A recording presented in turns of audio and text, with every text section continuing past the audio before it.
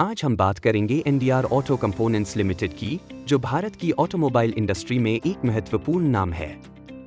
यह कंपनी 19 मार्च 2019 को स्थापित हुई थी और इसका रजिस्टर्ड ऑफिस दिल्ली के आईजीआई एयरपोर्ट के पास एरोसिटी में स्थित है। यह कंपनी रोहित रेलन ग्रुप का हिस्सा है, जिसकी शुरुआत 1930 के दशक में हुई थी। शुरुआत में यह ग्रुप फाइनेंशियल सर्विसेज में था, लेकिन 1980 के दशक में इसने ऑटोमोटिव मैन्युफैक्चरिंग में कदम रखा और भारत सीट्स लिमिटेड और शारदा मोटर इंडस्ट्रीज जैसी कंपनियों के जरिए अपनी पहचान बनाई।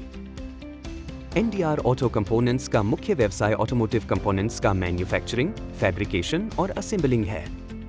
Company seat frames, seat cover और BIW पार्ट्स जैसे प्रोडक्ट्स बनाती है। इसके पोर्टफोलियो में 4 व्हीलर और 2 व्हीलर दोनों सेगमेंट के लिए सीट फ्रेम्स और सीट कवर शामिल हैं।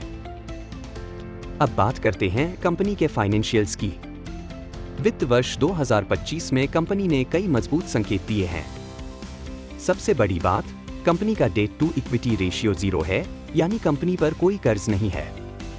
इंटरेस्ट कवरेज रेशियो 21.99 है, जो पिछले साल के 18.29 से बेहतर है।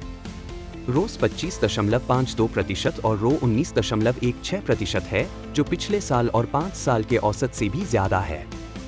ऑपरेटिंग प्रॉफिट मार्जिन 10.29% और नेट प्रॉफिट मार्जिन 7.44% तक पहुंच गया है। ग्रोथ के मामले में भी कंपनी ने अच्छा प्रदर्शन किया है।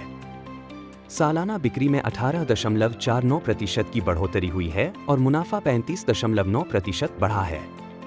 पिछले 3 सालों में कंपनी का सेल्स केगर 84% और प्रॉफिट केगर 80% रहा है। इसके अलावा कंपनी का कैश कन्वर्जन साइकिल नेगेटिव है, जो वर्किंग कैपिटल मैनेजमेंट के लिहाज से एक पॉजिटिव सिग्नल है। शेयर होल्डिंग पैटर्न देखें तो प्रमोटर्स, FIIs और DIIs मिलकर कंपनी में 73% से ज्यादा हिस्सेदारी रखते हैं। FIIs और DIIs दोनों ने अपनी हिस्सेदारी बढ़ाई है, जो निवेशकों के भरोसे को दर्शाता है। लेकिन हर स्टोरी के कुछ नेगेटिव पहलू भी होते हैं। कंपनी का PE रेशियो 44.34 और PB रेशियो 7.82 है, जो वैल्यूएशन के लिहाज से महंगा माना जा सकता है। इसके अलावा तिमाही आधार पर कंपनी का प्रदर्शन थोड़ा कमजोर रहा है।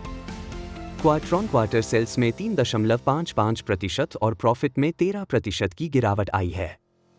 इन्वेंटरी भी 49% बढ़ गई है, जबकि सेल्स सिर्फ 18% बढ़ी है। तो सवाल यह है कि क्या एनडीआर ऑटो कंपोनेंट्स एक लॉन्ग टर्म ग्रोथ स्टोरी है या मौजूदा वैल्यूएशन पर रिस्क ज्यादा है?